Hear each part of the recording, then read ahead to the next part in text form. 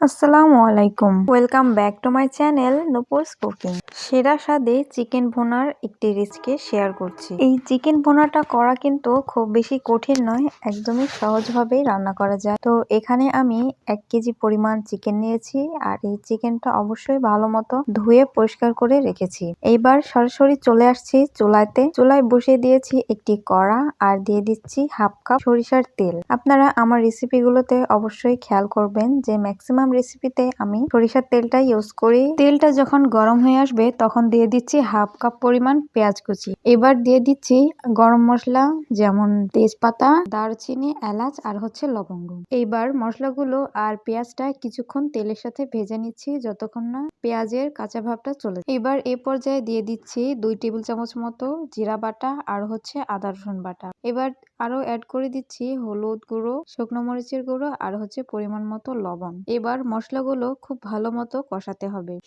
মশলার ওপরে যখন তেলটা ভেসে উঠবে তখন বুঝতে হবে যে মশলাটা কষানো হয়ে গেছে। তো মশলাটা ভালো মতো কষানোর পরে এবার ধুয়ে রাখা চিকেন গুলো দিয়ে দিচ্ছি। এবার মশলার সাথে চিকেনটা অনেকক্ষণ কষিয়ে নিতে হবে।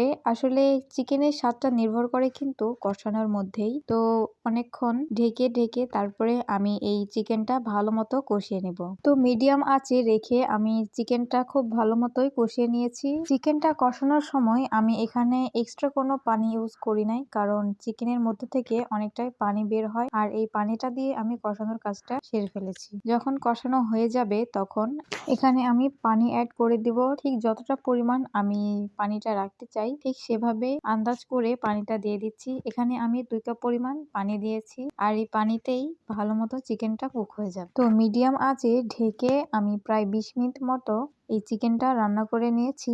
আর এই চিকেনটা কিন্তু এখন পুরোপুরি রান্না হয়ে গেছে, আর তারপরে পরিবেশন করার পালা। তো এই হচ্ছে আমার চিকেনের ফাইনাল লুক। তো আজকের রেসিপিটা কেমন লাগলো অবশ্যই কিন্তু জানাবেন, আর অবশ্যই একবার ট্রাই করে দেখবেন। তো সবাই ভালো থাকবেন, যারা এতক্ষণ ভিডিওটি দেখেছেন অনেক অনেক ধন্যবাদ জানাই। আল্লাহ হাফেজ।